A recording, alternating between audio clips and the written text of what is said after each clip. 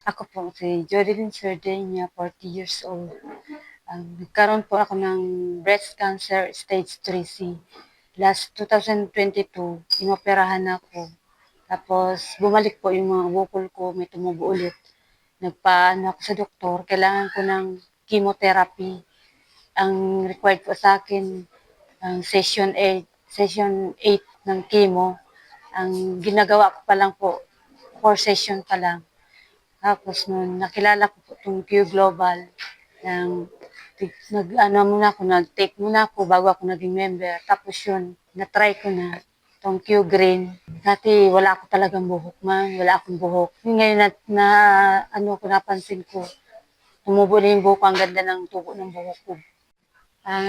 Nag-take po ako nito last August pa hanggang ngayon. Ito tinitake ko sa umaga, bago kumain. Tapos sa gabi, bago naman matulog, ito iniinom ko, Q-Green.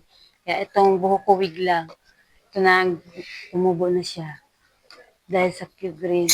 Kaya po sa mga katulad ko may case ng breast cancer, yung stage 3, baka gusto nyo subukan yung Q-Green, ito po ang tinitake ko. Sana matulungan po kayo. Maraming salamat po.